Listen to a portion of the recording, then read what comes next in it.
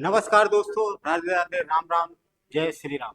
आइए दोस्तों, बताते हैं आज एक ऐसे युग प्रवर्तक की जन्म दिवस के उपलक्ष्य में। आज 14 अप्रैल है।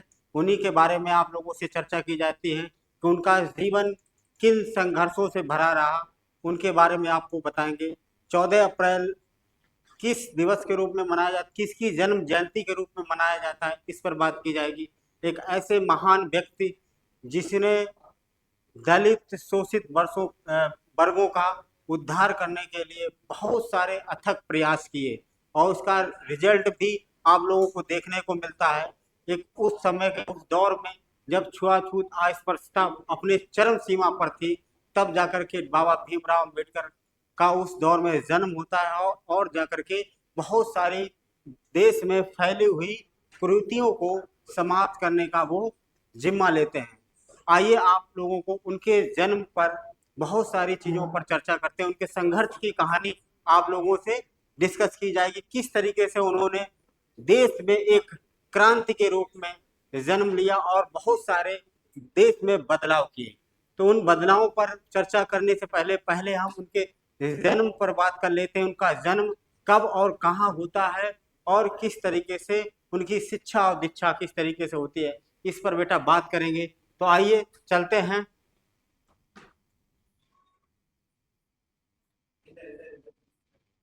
आइए बात करते हैं कि उनका जन्म। देखिए, भारत रत्न भीमराव अंबेडकर जी का जन्म कब होता है? एक कानून मंत्री और शिक्षा विधि माने जाते हैं और साथ साथ में इन्हें सामाजिक उद्धारक भी इन्हें कहा जाता है और भारत में संविधान का शिल्पकार यानी संविधान निर्माता भी इन्हें कहा जाता है, क्योंकि ये प्रारूप समिति के अध्यक्ष बनाए गए थे और संविधान इनकी ही देखरेख में सारा भारत का संविधान को लिखा गया था और सारे अनुच्छेदों को समझा गया था। किस तरीके से बहुत विभिन्न देशों के संविधान को पढ़ करके बाबा भीमराव अम्बेडकर ने अपने संविधान को बनाया, जिसमें सभी वर्गों का, एक वर्ग को नहीं, सभी वर्गों का, सभी जातियों का, सभी समुदायों का, सभी धार्मिक भावनाओं को ध्यान में रख करके इन सारे कानूनों को बेटा बनाया गया था।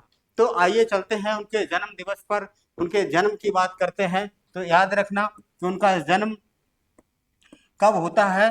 तो ये आपको बता दें कि इसका उनका जन्म जो होता है, इस महान आत्मा का जो जन्म होता है वो होता है 14 अप्रैल 1891 ईस्वी में। बेटा 14 अप्रैल 1891 ईस्वी में भीमराव अंबेडकर जी का जन्म होता है और इनकी मृत्यु कब होती है? तो 16 दिसंबर 1856 ईस्वी में। 16 दिसंबर 1856 ईस्वी में दिल्ली में इनको अंतिम सांस को प्राप्त होते हैं, यानी कि इनकी मृत्यु जो होती है 6 दिसंबर 1956 को होती है। डायबिटीज के मरीज थे। तो इसके बाद में इनका जो जन्म स्थान है वो बेटा मऊ है। कहाँ पर है? मऊ। मऊ पड़ता है आज के समय में मध्य प्रदेश में। मध्य प्रदेश में मऊ डिस्ट्रिक्ट में इनका जन्म होता है और इनके जो पिताजी का नाम था बेटा रामजी सकपाल। इनका सरनेम क्या था? सकपाल। ठीक है। इनका नाम पूरा कैसे पड़ेगा इनके बारे में भी बताएंगे कि इनका नाम पूरा कैसे, भीमराव अंबेडकर इनका नाम कैसे पड़ा, इनके बारे में भी बताएंगे। तो देखिएगा, ये इनकी जो जाति थी बेटा, ये कैसी थी? ये महार जाति के थे। और महार जात उस समय, ये आप किस जात उसमें आता है? तो ये दलित समुदाय में आता है। किस में आता है? तो दलित दलित थे। और उनकी जो माता थी, माता जी का क्या नाम था? तो माता जी का बेटा नाम था भीमाबाई सकपाल। माता जी का क्या नाम था? भीमाबाई सकपाल। अब देखना, भीमा नाम ले, भीमराव, भीम जो शब्द था वो उनकी माता जी का पहला नाम ले लिया गया, यानी कि भीम। उसके बाद भीमराव रामजी अंबेडकर नाम था पूरा, और रामजी उनके पिताजी का नाम था। तो देखो, सकपाल। उसके बाद इनके पास में जो शिक्षा थी बेटा, बहुत ही उस समय के ये बहुत बड़े विद्वान माने जाते थे, शिक्षाविद माने जाते थे, यानी कि बहुत इन्होंने बहुत डिग्रियां हासिल की थी। जैसा कि दिया गया है कि 32 डिग्री उस समय बेटा, 32 डिग्री, वो भी एक ऐसे जाति से, एक ऐसे समुदाय से बिलोंग करने वाला व्यक्ति, 32 डिग्रियों उसके पास में थी।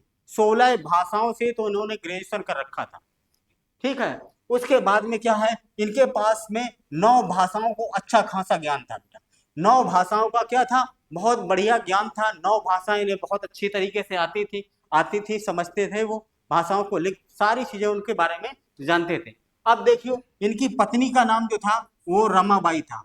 इनकी पत्नी जो रमाबाई थी, इनकी जो शादी होती है 1906 ईस्वी में होती है। कब होती है, 1906 ईस्वी में होती है। और इनकी पहली पत्नी, इनकी मृत्यु कब हो जाती है, 1935 में। 1935 में इनकी इनकी पहली पत्नी की जब मृत्यु हो जाती है, तब दूसरी जो पत्नी शादी करती हैं, ये जो दूसरी शादी एक ब्राह्मण होती है, स्त्री होती है, उसका नाम है सविता सविता अम्बेडकर।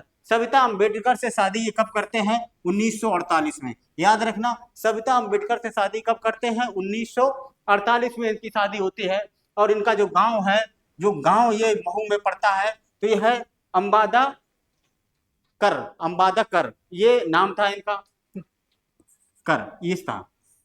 और जो इनके गुरु थे, ये जो इनके गुरु थे, तो ये गुरु कौन थे, ब्राह्मण केस कृष्ण केशव अंबेडकर। और इन्हीं का नाम इन्होंने अपना, यानी गुरु बहुत बढ़िया थे इनके जो गुरु थे, तो अंबेडकर जो इनके गुरु का सरनेम था, वही ये अपना ही सरनेम इन्हें दे देते हैं कि भाई ये भीमराव अंबेडकर, क्योंकि बहुत होशियार था। तो इस वजह से कहा कि इनका कोई ऐसा ना हो कि इनका कोई शोषण बहुत ज्यादा करे, ये पढ़ भी लिख ना पाए इस तरीके से, तो पीछे इनको कहा कि तुम अंबेडकर लगा दो। ठीक, तो अंबेडकर लगाना स्टार्ट कर दिया। इनके पिता चूंकि क्या थे कि ईस्ट इंडिया कंपनी में बेटा, एक ईस्ट इंडिया कंपनी जो थी, अंग्रेजों के हम लोग गुलाम थे, तो ईस्ट इंडिया कंपनी के क्या थे, ये सूबेदार थे, सूबेदार पोस्ट पर थे। ठीक है, सूबेदार पोस्ट पर थे, तो ये ईस्ट इंडिया कंपनी, तो इनका दाना यानी कि जीवन यापन चलता रहता था। तो ईस्ट इंडिया कंपनी के इस तरीके से इनका जन्म होता है। और ये जन्म के बाद में जैसे जैसे धीरे धीरे बढ़ते जाते हैं, तो इनका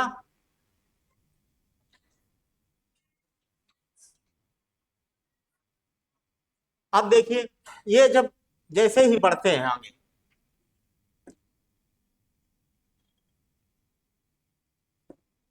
अब जब ये आगे पढ़ाई करने के लिए, जब ये समझदार थोड़े होते हैं, तो पढ़ाई करने के लिए ये क्या करते हैं, पहले तो इनकी लोकल पढ़ाई वही छावनी में होती रहती है, मऊ मऊ की। उसके बाद में जब ये आगे की पढ़ाई करने के लिए जब जाते हैं, तो ये क्या करते हैं, बम्बई चले जाते हैं। और ये उस समय एल्फिस्टन कॉलेज में, ये वहां से क्या करते हैं, 10th की परीक्षा पास करते हैं। तो आपको बता दें, एक घटना घटित होती है, जब ये पहली बार स्कूल जाते हैं। तो ये छोटा सा बालक पहली बार जब स्कूल में जाते हैं, तो वहां पर जो जो गुरुजी थे, मास्टर साहब थे, वो कहते हैं कि ऐसा करो, मेरी कुछ शर्तें हैं, तभी इस व्यक्ति को, इस समुदाय से जो बिलोंग करने वाला व्यक्ति है, इसको हम पढ़ा सकते हैं। इसको पढ़ने के लिए आप स्कूल के बाहर, यानी कि आपको दरवाजे के बाहर खड़े होकर या बैठ करके पढ़ना होगा। आप अंदर बैठ के नहीं पढ़ सकते हो, और आप अपनी टाट पट्टी भी साथ में लाओगे, तब जाकर के मैं आपको पढ़ा सकता हूँ, और आपको बीच में बोलना भी नहीं है। तो ये इस तरीके से जब इसने देखा कि है, एक बार का वाकया बताएं बेटा, जब वो 4th क्लास में थे, तो 4th या दूसरी क्लास में होंगे, तो वहां पर क्या किया गया कि किसी ने पूछ दिया, मास्टर ने पूछ दिया कि बेटा बताओ 9 और 6 का योग कितना होता है। तो वहां पर जितने भी लड़के बैठे थे, किसी को नहीं पता था। अब भीमराव अम्बेडकर जी बार बार हाथ अपना खड़ा कर रहे थे कि बेटा हमसे पूछ लिया जाए, हमसे पूछ लिया जाए। तो तब जब किसी ने नहीं बताया, तो गुरुजी ने कहा चलो इससे ही पूछ लेते हैं। तो कहा बताओ कितने होते हैं, तो बता दिया 9 और 6 कितने होते हैं, तो 15 होते हैं। तो इसी के साथ में क्या किया गया कि ये तो पढ़ने में तेज थे, जो भी क्लास में बताया जाता था, जबकि वो बाहर खड़े होकर बैठ करके पढ़ते थे, और तब भी वो वहां पर ही सारी चीजें रीड कर लेते थे, याद कर लेते थे। हैं, तो इतने मेधावी थे, बचपन से ही मेधावी थे बेटा। तो ये पढ़ाई में नंबर 1 पे थे। उसके बाद जब इन्होंने प्राथमिक पढ़ाई पूरी कर ली, ठीक है, और प्राथमिक पढ़ाई पूरी करने के बाद बेटा जब बम्बई चले गए हैं, बम्बई क्या नहीं कि जब उनका रिटायर हो जाते हैं, यानी कि रामजी राव रिटायर हो जाते हैं, तब ये क्या करते हैं कि अपना जीवन यापन करने के लिए शहर चले जाते हैं बम्बई। तो बम्बई के सतारा में पहुंच जाते हैं, वहां पर क्या करते हैं, नौकरी करने लगते हैं इसी प्राइवेट। तो वहां पर ये पढ़ाई जब करते हैं, तो ये बम्बई में ही कॉलेज पढ़ता है एल्फिस्टन।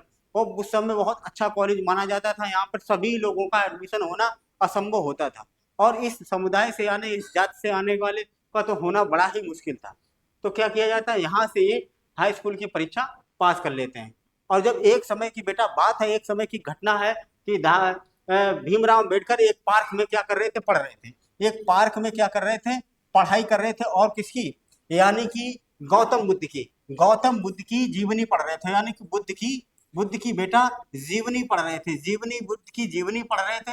और एक देखा कि एक बालक, बहुत नन्हा सा छोटा सा बालक है, ये कितनी शालीनता के साथ में पढ़ाई कर रहा है, क्या चीज पढ़ रहा है। तो कहीं पर कवर पे देख लिया होगा। तो वो देखने वाले व्यक्ति कौन थे? उस समय से बहुत बड़े समाज सेवी और पहुंचे हुए व्यक्ति थे, जिनका नाम था दादा केलुस्कर। तो दादा केलुस्कर ने जब देखा कि यार ये बुद्ध की जीवनी पढ़ रहा बालक बड़ा छोटी उम्र में, तो ये देखते हैं चल के, तब उसने उससे बात की, डिस्कस किए। चूंकि वो पार्क में जब पास में वो बैठे, तो वो खिसकने लगे, हटने लगे कि भाई हम इस जाति से हैं, आपको वो लग जाएगा, छुआछूत वाली वही सिस्टम रहता था। तो कहा नहीं, हम ये सब चीजों को नहीं मानते हैं, बेटा आप बताइए क्या करना। कि भाई साहब, सर जी हम पढ़ना बहुत चाहते हैं, मगर क्या करें कि मजबूरी है कि मुझे कोई पढ़ा ही नहीं रहा। तो कहा ठीक है, और आगे भी हमें पढ़ना है, बढ़ना है आगे। तो कहा ठीक है, हम एक, और उन्होंने सुना था कि एक बड़ौदा के गायकवाड़ वंश के जो शासक हुआ करते थे, जिनका नाम था सयाजी सियाजी सियाजी राव जो थे थर्ड, ये थे। वहां पर क्या किया कि ये स्कॉलर पर बच्चों को, जो गरीब शोषित वर्ग के बच्चे होते थे, उनको, जो बढ़िया मेधावी बच्चे होते, उनको स्कॉलर पे बाहर पढ़ने के लिए देते थे कि भाई अगर कोई बच्चा बढ़िया है तो हम उसको बाहर विदेश में पढ़ाएंगे। फिर क्या करेंगे, हम उसको अपने अधीन क्या करें, काम पे लगाएंगे, जो बढ़िया पढ़ा लिखा होगा है। तो इस तरीके से इन्होंने क्या किया, ये जाकर के दादा केलेस्कर इनको मिलवाते हैं, किसे ले जाकर के, कि सियाजी राव से, हैं गायकवाड़ वंश के जो सियाजी राव थे, उनके पास में ले जाकर के मिलवा देते हैं। और कहते हैं कि ठीक है, हम आपको पहले टेस्ट लेंगे, उसके बाद में अगर बढ़िया होगा तभी जाकर के हम क्या करेंगे, आपके स्कॉलर पर आपको भेजेंगे बाहर। तो इन्होंने क्या किया, सियाजी राव ने स्कॉलरशिप पर है, ये क्या करते हैं, स्कॉलरशिप पर ये यूएस भेज देते हैं। और स्कॉलर कितनी मिलती है इनको, मात्र 25 रुपए, 25 रुपए पर महीने, तो 4 वर्ष के लिए। वो कहते हैं 4 वर्ष के लिए हम आपको विदेश भेज देंगे, ठीक है। और 4 वर्ष के लिए विदेश भेजते हैं। और ये विदेश कब जाते हैं, तो ये विदेश जाते हैं 1913 में। और एक बात और घटना घटित होती है कि 1913 में, देखो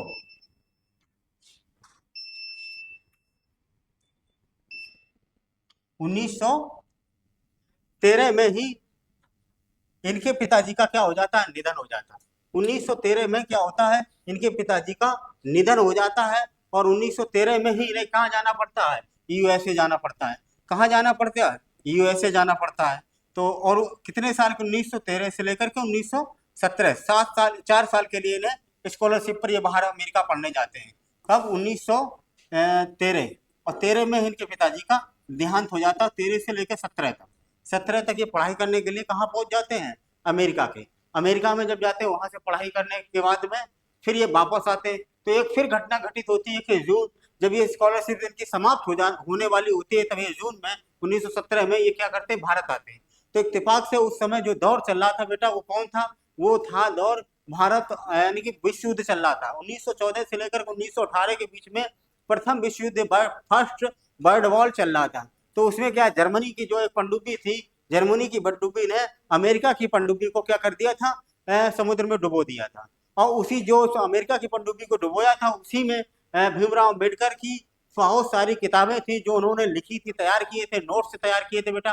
तो वो सारे के सारे पनडुब्बी में जब रखे थे, वो सारे के सारे डूब जाते हैं। और यह अफवाह फैल जाती, गांधी भीमराव अम्बेडकर भी खत्म हो चुके हैं, उनकी भी मृत्यु हो चुकी है। दरअसल वो उस पनडुब्बी में आए नहीं थे, उन्होंने अपनी किताबें भेजी थी, ठीक है, मगर वो सुरक्षित थे। 19, अब जब ये वापस आने के बाद में क्या करते हैं कि बेटा, उस समय जब वापस आने के बाद में 1918 में वो एक प्रोफेसर बनकर के एक मुंबई के कॉलेज में इंटर करते हैं। और 1918 में वो प्रोफेसर बन जाते हैं। और वहां पर जब जैसे ही जाते हैं, फिर देखो भेदभाव का किस तरीके से चलता है कि वहां के जो बच्चे थे उनसे पढ़ना ही नहीं चाहते थे, उनसे जो बच्चे थे वो पढ़ना ही नहीं चाहते थे। हाँ, तो ये प्रोफेसर बन करके कब आएंगे, 1918 में। और किसके प्रोफेसर होंगे, पॉलिटिकल और इकोनॉमिक्स के, पॉलिटिकल और इकोनॉमिक्स से प्रोफेसर बन के आएंगे। अब बच्चे वहां पर क्या करेंगे, भाई हम इस समुदाय के, इस दलित व्यक्ति से, मास्टर से हम पढ़ेंगे नहीं, है। बच्चे जैसे क्लासरूम में मास्टर साहब यानी कि भीमराव अम्बेडकर पढ़ाने के लिए जाते थे, बच्चे बाहर खड़े हो जाते थे जाकर के। फिर क्या किया गया कि जब उन्होंने कुछ बच्चे ने क्लास लेना स्टार्ट की तो बच्चे सारे के सारे उनके दीवाने हो गए। लोगों ने समझाया कि भाई ऐसा करते हैं कि ये विदेश से पढ़ करके व्यक्ति आया है, पढ़ो, देखो कितना बढ़िया पढ़ाता है। तो लोगों ने समझा, लड़के कन्विंस हो गए। लड़के जब कन्विंस हो गए तो वहाँ के जो टीचर स्टाफ था वो इनसे कन्विंस नहीं हुआ। इनकी जाति व्यवस्था की वजह से वो इनसे दूर ही रहते थे। यानी कि जिस दिन प्यून नहीं आता, नो प्यून नो वाटर, यानी जिस दिन प्यून नहीं आएगा, चपरासी नहीं आएगा, उस दिन पानी पीना नहीं पी नहीं पाते थे। तो इस तरीके से उनकी टेबल भी नहीं साफ की जाती थी। तो ऐसे बहुत सारे भेदभाव। तो उन्होंने कहा कि भाई हम जब इतना पढ़ लिख करके मेरे साथ इतना हो रहा है तो सोचो और कितने के साथ कितना हो रहा होगा। तो इन्होंने वहां से, इनका दिल गवारा नहीं किया और वहां से छोड़ करके ये तुरंत आ जाते हैं, कहते हैं हमें नहीं काम करना है, नहीं करनी, नौकरी करनी, ये छोड़ देते हैं। उसके बाद क्या होता है 1920 में बेटा, 1920 में क्या कहते हैं, कोल्हापुर के एक साहू जी थे रियासत के, उनके कहने पर उन्होंने क्या किया कि एक साप्ताहिक पद्धति क्या निकाला इन्होंने, पत्र निकाला। और पत्र निकाला, जब पत्र निकाला तो उस पत्र का नाम क्या था, उस पत्र का नाम था बेटा मूक बाचार। क्या था, मूक नायक, मूक नायक बेटा, मूक नायक था पत्र का नाम है, पत्र का नाम मूक नायक था। इस तरीके से फिर इन्होंने क्या किया कि मूक नायक, और क्या किया कि 1919 में ये एक सेना में सचिव के पद पर भी रहे। आगे चलते हैं कि इन्होंने क्या किया, पहले संगठित प्रयास किया जो दलितों के लिए, एक सभा बनाई, एक संगठन बनाया जिसका नाम था बहिष्कृत बहिष्कृत हितकारिणी, बहिष्कृत हितकारिणी एक संगठन बनाया है जिसका नाम था, जो शोषित वंचित दलित लोग थे उनके लिए, उनके उद्धार के लिए, बहिष्कृत समाज की उद्धार के लिए, जो बहिष्कृत समाज में बहिष्कृत किया जाता है उसके लिए इन्होंने उनके हितों को ध्यान में रखते एक संगठन बनाया जिसका नाम था बहिष्कृत हितकारिणी, बहिष्कृत हितकारिणी से इसको किया गया और ये सभा किया गया। उसके बाद देखो इनकी एक जो आत्मकथा है, याद रखना इनकी जो बेटा आत्मकथा का नाम है, वो आत्मकथा का नाम है वेटिंग फॉर वीजा। यानी कि वेटिंग फॉर वीजा में बहुत सारी चीजें इनके बारे इन्होंने अपने कहानी, अपनी बातें बताई, मेरे पर कितना शोषण किया गया, मेरे पर कितना अत्याचार किया गया, इस पर सारी बातें की गई हैं। ठीक है, आगे देखते हैं कि इनकी जो बुक थी, एक बुक थी 1946 में बुक बन आई, तो क्या दिया गया है, हु वर द स्कॉलर, ये स्कॉलर नहीं है, शूद्र, हु वर द शूद्र, यानी कि शूद्र कौन थे, शूद्र बेटा कौन थे, इसके बारे में बताया गया कि शूद्र कौन थे, रियल में शूद्र है कौन। मैक्स मुलर जो था, मैक्स मुलर ने किसे शूद्र बताया, इसके बारे में उसमें सारी चीजें दी गई बेटा कि शूद्र कौन था। ठीक, आगे चलते हैं, आगे देखो क्या दिया गया है इनके बारे में।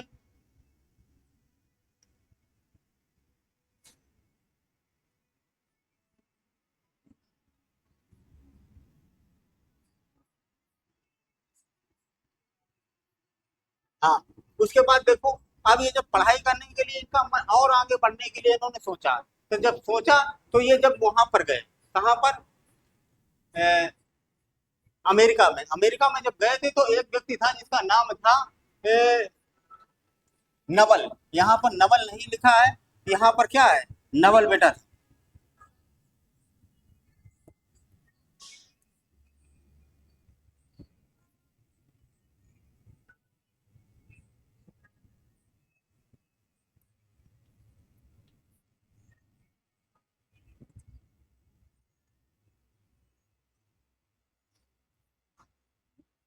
नवल नाम का था।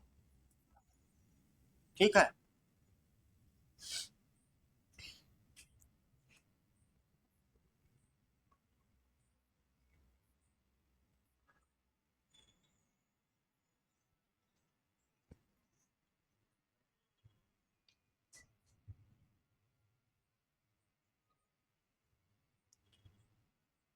आइए जानते हैं इसके बाद में क्या होता है। अब देखो इन्होंने हितकाणी सभा का गठन कर दिया और बहुत सारे इन्होंने काम किए। उसके बाद में इनका जब होगा,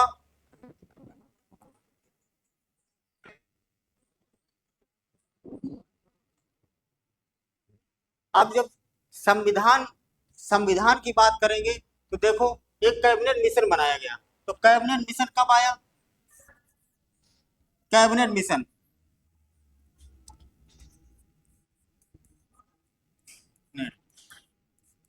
मिशन, कैबिनेट मिशन 1946, इसके आधार पर संविधान बनने की बात की गई। ठीक, इसके आधार पर संविधान बनने की बात की गई। तो देखो क्या होता है कि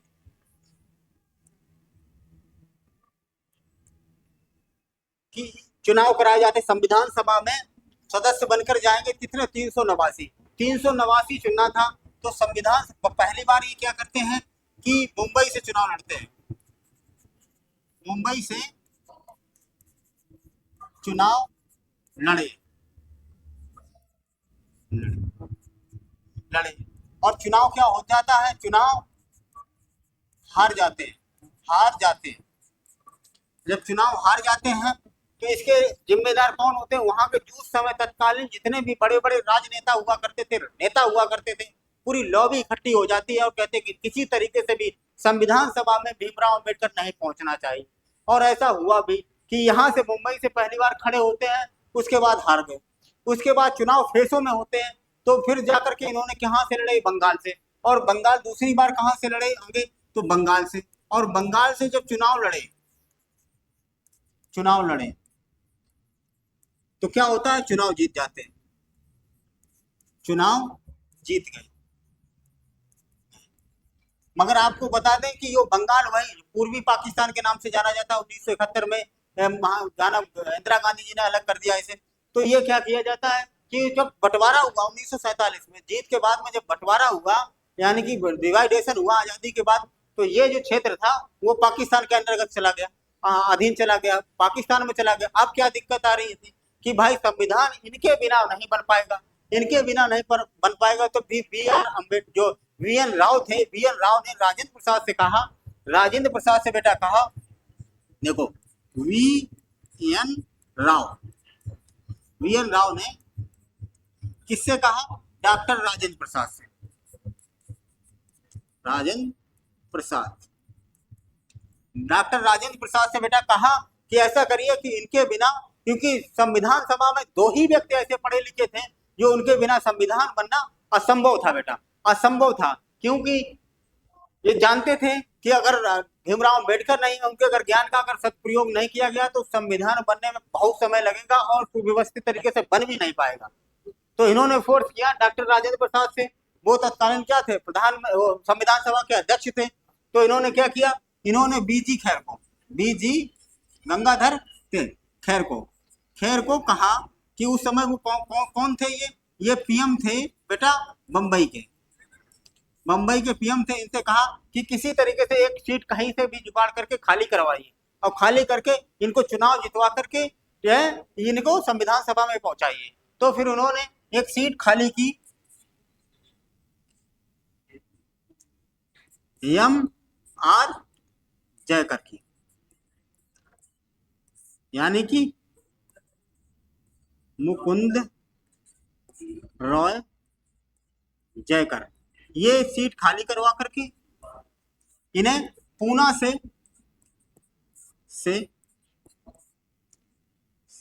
जीते। पूना से ये जीत करके कहाँ पहुंचते हैं, संविधान में पहुंच जाते हैं, संविधान सभा में पहुंच जाते हैं। उसके बाद देखो क्या होगा, उसके बाद में क्या होगा कि ये संविधान सभा में जब ये पहुंच जाते हैं तो कई तरीके से इन्हें फिर भी फेस करना पड़ता है, बहुत सारी घटनाएं फिर इनके साथ में घटित होती हैं। तब ये संविधान सभा में पहुंचते हैं। तो संविधान सभा के प्रारूप के बेटा,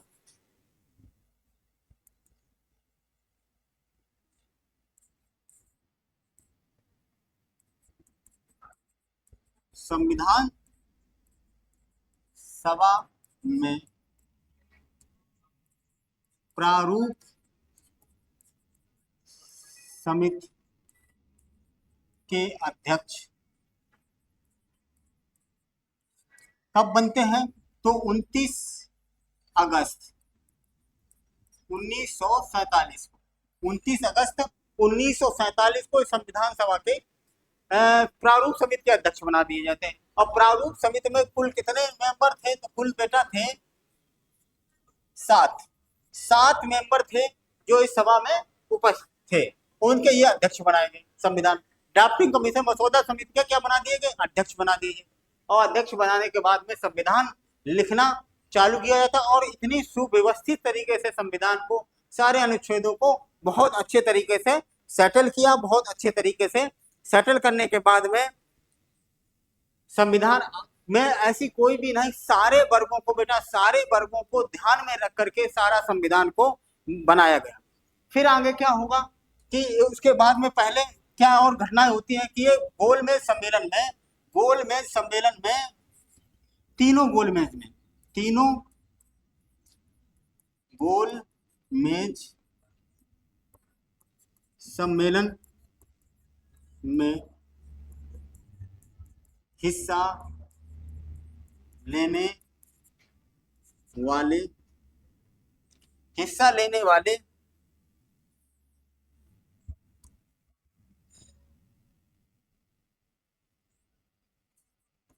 पहले व्यक्ति थे। एक और थे, तेज प्रताप सप्रू थे, मगर इन्होंने तीनों सम्मेलन में, द्वितीय गोलमेज सम्मेलन में महात्मा गांधी जी ने भाग लिया था।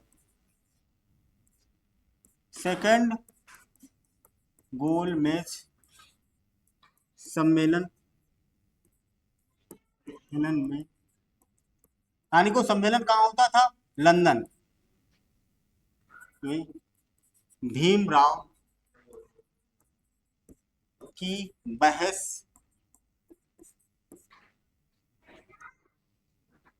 गांधी जी से होती है।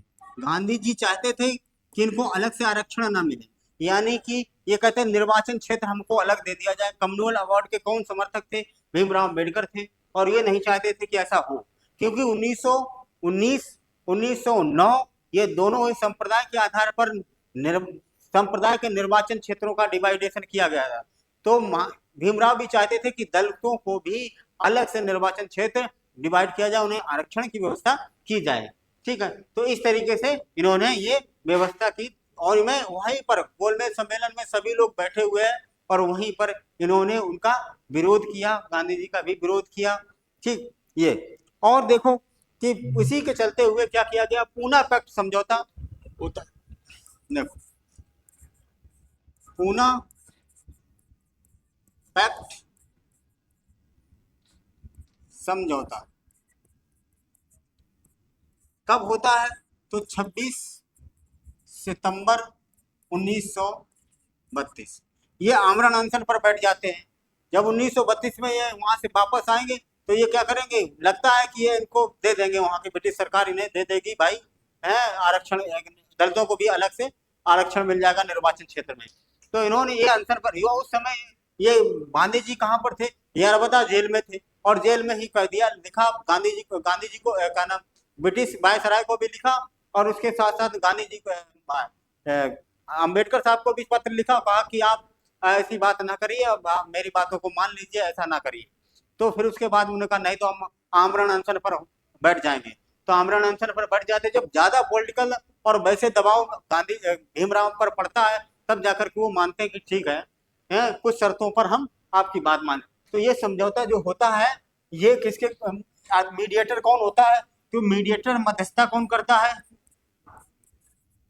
मध्यस्थता करते हैं मालवीय जी, महामना मदन मोहन मालवीय जी, ये अध्यक्षता करते हैं, और ये यहाँ पर होता है। तो इनमें हस्ताक्षर कौन कौन करेगा? हस्ताक्षर देखो, हस्ताक्षर जो है वो गांधी जी के नहीं है। इस पूना पैक्ट समझौते में हस्ताक्षर गांधी जी के नहीं है। किसके हैं? तो गांधी जी के नहीं है। कौन है? एक तो अम्बेडकर है, अम्बेडकर जी हैं, और दूसरे हैं मालवीय जी, मालवीय जी, और वहीं जेल में ही ये समझौता होता है, और इन दोनों के हस्ताक्षर किए जाते हैं। तो फिर ये कुछ शर्तों पर ये बात, गांधी जी की बातों को मान लिया जाता है। आगे देखो क्या दिया गया है,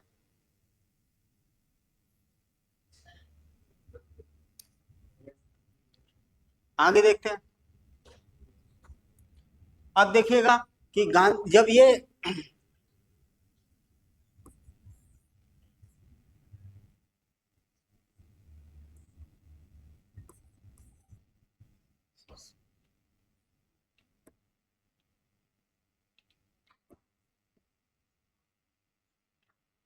संविधान बनकर के तैयार हो जाता है, सारे संविधान बनकर, एक और होता है कि ये साइमन कमीशन का जो सहयोग कमेटी होती है, उसके भी मेंबर रहते हैं।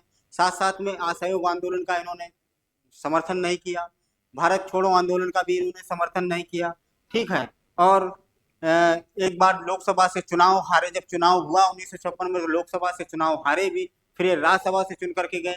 ये भारत के प्रथम कानून मंत्री थे, भारत के प्रथम कानून मंत्री थे, ठीक। अब देखिए और क्या बताएं, अब बता रहे हैं कि इन्होंने हिंदू धर्म से बौद्ध धर्म में कैसे परिवर्तित हुए। इन्होंने कहा कि मैं 10 साल से बराबर लोगों को गाइड कर रहा हूँ, समझा रहा हूँ, समझे, मगर मेरे समझाने से जितना हम चाहते हैं उतना फायदा नहीं हो रहा। लोग नहीं इस चीजों को समझ रहे हैं, नहीं बदल पा रहे, समाजों में बहुत सारी कुरीतियों को नहीं चेंजमेंट कर पा रहे हैं। तो उन्होंने एक बार कहा था 1935 में कि मेरा जन्म हिंदू परिवार में जरूर हुआ, दलित समुदाय में जरूर हुआ, ये मेरे बस की बात नहीं थी, मगर मैं हिंदू बन के मरूंगा, ये मेरे बस की बात है। तो लास्ट पीरियड में जब इनके लास्ट समय था, यानी कि 19 डायबिटीज के इनको शिकायत थी, तो इन्होंने क्या किया कि 2-2.5 महीने पहले ही अपने करीब 3,65,000 समझे समुदायों को एक साथ में, अनुयायियों को लेकर के इन्होंने बौद्ध धर्म को अडॉप्ट कर लिया, बौद्ध धर्म को अपना लिया। क्योंकि बौद्ध धर्म इन्होंने 10-12 साल इसी सभी धर्मों को, लगभग जितने भी विश्व में फैले हुए सभी धर्मों को स्टडी किया, पढ़ा, समझा और जाना। फिर देखा कि यहाँ पर जो बौद्ध धर्म है वो इक्वालिटी में, समानता में विश्वास करती है, यहाँ पर ऊंच नीच की कोई खाई नहीं है। हिंदू धर्म में बड़ी ऊंच नीच की खाई है, बड़ी आडंबर है, बड़ी ढोंग है, बहुत सारी कुरीतियां हैं। इसके कारण हम इस धर्म को क्या करते हैं, छोड़ देते हैं, हम बौद्ध धर्म को अडॉप्ट कर। जितने भी मेरे समर्थक हैं वो सबके सब बौद्ध धर्म में परिवर्तित हो गए। और बौद्ध धर्म में क्योंकि वहां पर इक्वलिटी की बात की जाती है, समानता की बात की जाती है, वहाँ जाति व्यवस्था हावी नहीं होता, वहाँ सभी लोग एक समान है, सभी इंसान मनुष्य के काम आता है, कहीं कोई भी ऊंच नीच नहीं है। इस तरीके से इनकी एक भावना रही और इन्होंने बौद्ध धर्म स्वीकार कर लिया। और उसके बाद जब इनकी मृत्यु हुई, तो ये मृत्यु कब होती है, तो हमने आपको बताया कि मृत्यु इसकी कब होती है। इनकी महान आत्मा की मृत्यु 6 दिसंबर 1956 को इनकी मृत्यु कब होती है, 6 दिसंबर 1956 को महापरिनिर्वाण इनको प्राप्त हो जाता है महापरिनिर्वाण इनको प्राप्त हो जाता है और ये इनकी मृत्यु हो जाती है। और साथ साथ में इनके साथ में ऐसी ऐसी बेटा घटनाएं घटित हुई, ऐसी ऐसी घटनाएं अगर इनके साथ में गुजरी, अगर और किसी के साथ में गुजरती तो कब का टूट गया होता और बिखर गया होता और साथ साथ में वो कब का गुजर गया होता। तो इसी के साथ में उन्होंने कहा था कि शिक्षा वो शेरनी का दूध है, शिक्षा वो शेरनी का दूध है जो जितना पिएगा उतना दहाड़ेगा, जो जितना पिएगा उतना दहाड़ेगा।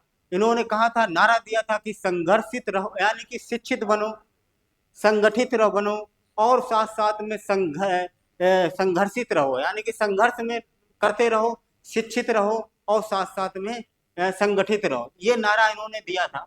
और बहुत सारे इन्होंने दलित, शोषित, वंचित, पिछड़े सारे लोगों के साथ में बढ़िया से सामाजिक न्याय, आर्थिक न्याय, किसी सभी तरीके से इन्होंने कहा भाई राजनीतिक तो न्याय मिल जाएगा मगर सामाजिक न्याय कैसे मिलेगा, सामाजिक न्याय भी होना चाहिए। तो बहुत सारे चीजों पर, बहुत सारे पहलुओं पर इन्होंने अपने जीवन काल में सबके सब पहलुओं को निपटाने के लिए पुरजोर मेहनत की, बहुत अथक प्रयास किया। क्योंकि इनके साथ में बहुत सारी ऐसी घटनाएं जुड़ी हुई हैं जिससे वो बहुत व्यथित होते थे कि देखो इंसान इंसान के काम नहीं आ रहा है, किस तरीके से जाति व्यवस्था के नाम पर कि कितने छुआछूत, अस्पृश्यता, आर्टिकल उन्होंने 17 डाला और कहा गया कि अस्पृश्यता एक कानूनी अपराध है, आप किसी अनटचेबिलिटी, यानी कि आर्टिकल 17 में दिया गया अस्पृश्यता, ये छुआछूत क्या है, ये कानूनी दंडनीय अपराध है, इस तरीके से आप नहीं कर सकते हो। तो बहुत सारे ऐसे कानून बनाए, बहुत सारी ऐसी व्यवस्थाएं की, संविधान से लेकर के सामाजिक, वहाँ बहुत सारे ऐसे काम किए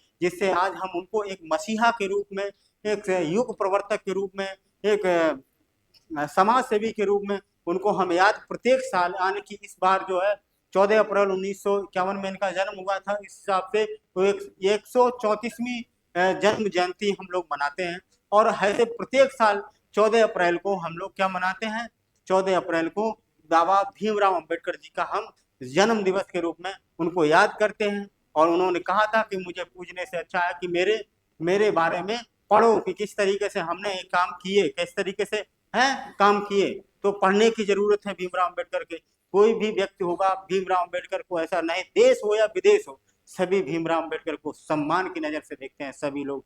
इसी के साथ में आप लोगों से कहता हूँ जय भीम, जय भारत, जय संविधान, वंदे मातरम, जय हिंद।